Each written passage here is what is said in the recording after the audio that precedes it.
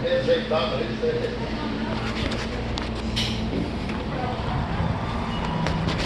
was blowing this way. It was blowing this way. It wasn't back over there.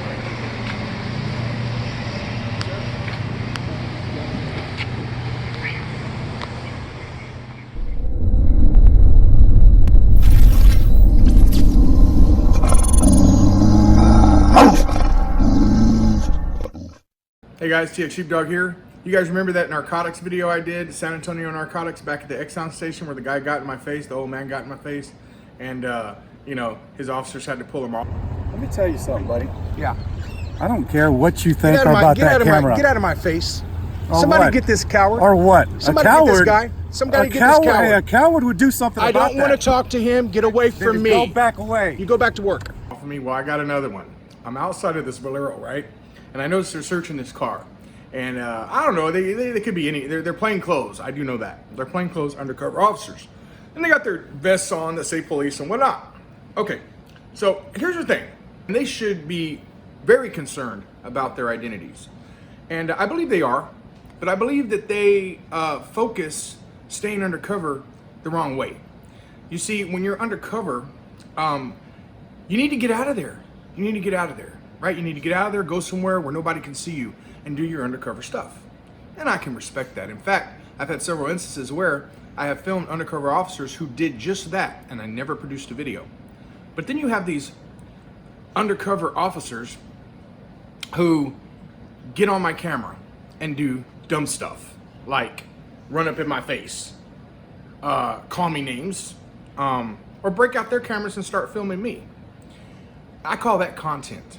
Now, if you're an undercover officer and you want to stay undercover, I'll respect that. But if you're an undercover officer and I'm filming what's going on and I'm documenting, if you want to audition for YouTube, well, you just lost your cover, because you're auditioning for my YouTube channel at that point. You're standing in front of my camera doing a song and dance with your camera or your attitude.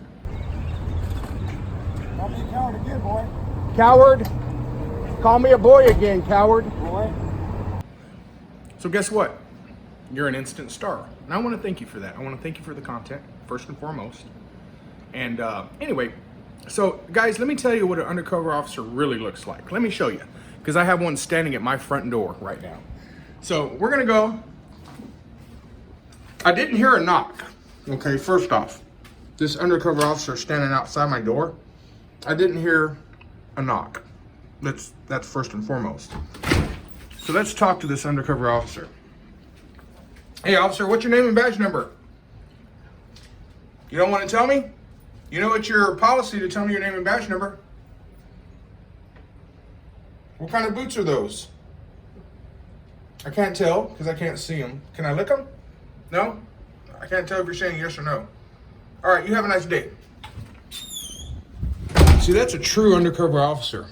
You can't even tell they're there. So all you undercover officers out there that want to audition for my YouTube, don't do it, because then you're just a plainclothes officer who wants to be an undercover officer. You guys stay safe and stay free. Till next time, Sheepdog out.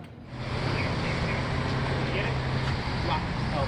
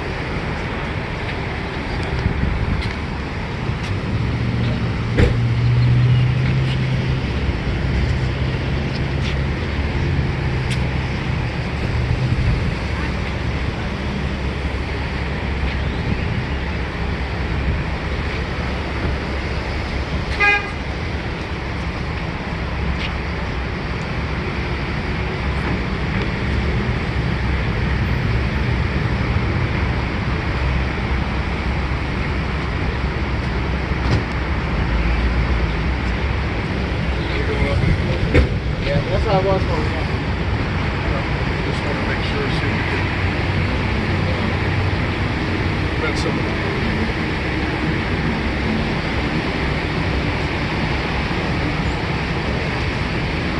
Jake working with the